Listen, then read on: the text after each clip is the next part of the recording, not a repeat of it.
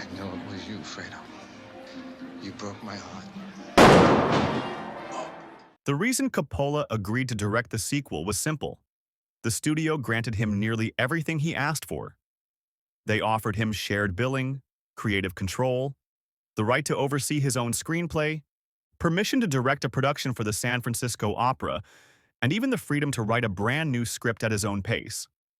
None of this had been possible for him on the first film. He later said that despite the large number of locations and the two parallel storylines, production went remarkably smoothly. The studio even accepted the symbolic $1 million directing fee Coppola jokingly demanded. Many titles were suggested for the sequel. Coppola remembers studio executives referring to the film as Michael Corleone Returns. Mario Puzo's earliest draft was actually titled The Death of Michael Corleone, but Coppola insisted the film should be called The Godfather Part II.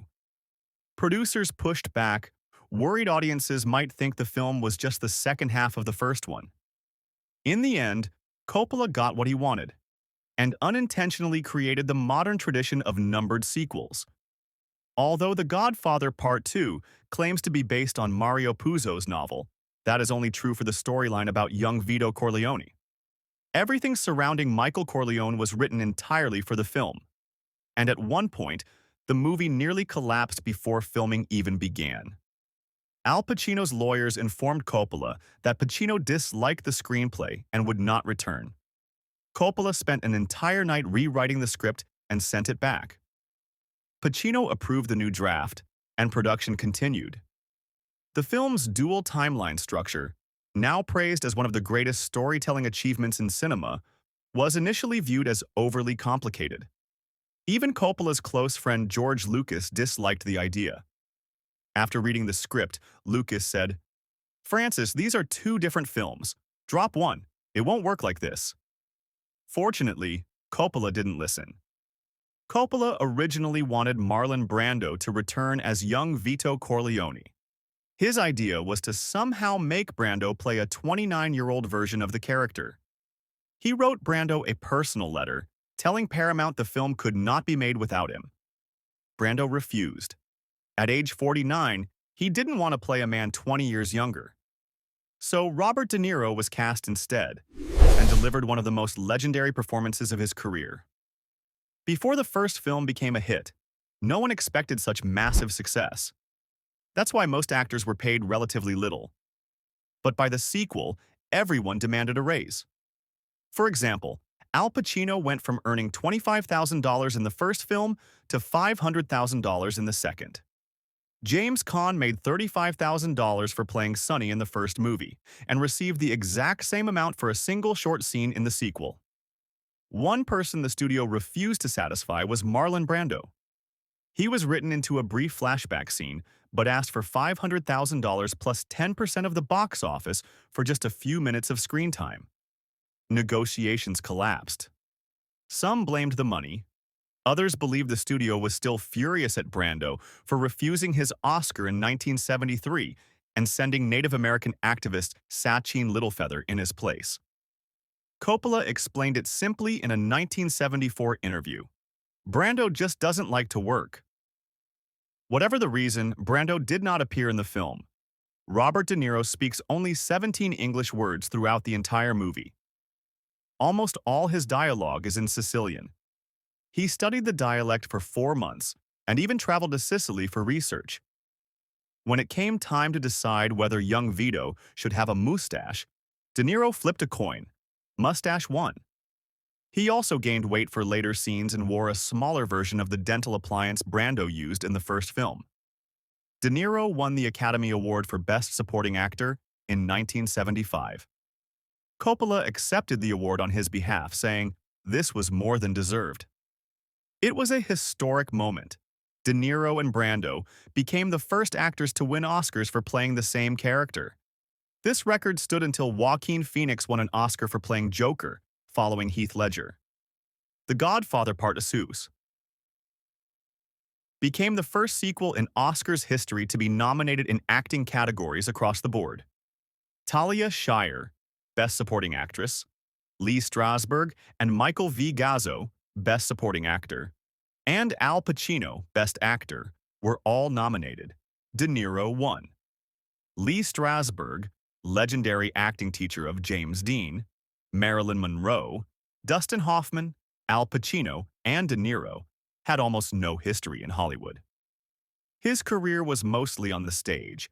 His only previous film roles were a nameless appearance in Parnell, 1937, and a brief scene in China Venture, 1953. His performance as Jewish mob boss Hyman Roth was inspired by real-life gangster Meyer Lansky. Lansky reportedly called Strasberg after the film was released and said, "Why didn't you make me a bit more charming? I'm an old man now." In one street scene, a background actor unexpectedly said hello to young Vito. He was merely supposed to walk past, but improvised the line. Coppola initially wanted the take removed, but De Niro convinced him it showed Vito's respect in the neighborhood. They kept it in the film. The senators questioning Michael Corleone were actually well-known Hollywood figures. Legendary B-movie master Roger Corman, producer Phil Feldman, Oscar-nominated writer William Bowers, and sci-fi author Richard Matheson. They all appeared as uncredited senators. The Godfather trilogy is often seen as a Coppola family creation. Talia Shire, Coppola's sister, Sofia Coppola, his daughter, and Carmine Coppola, his father, who contributed to the music, were involved. But few know that Coppola also included his grandfather, Francesco Panino. The opera performed in the film, Senza Mama, was written by Panino himself. His early connections at Paramount had even helped Coppola enter the film industry. The Godfather Part II was the last major film produced using the Technicolor dye transfer process, a technique that dates back to the 1920s. Kodak discontinued the necessary equipment in 1994.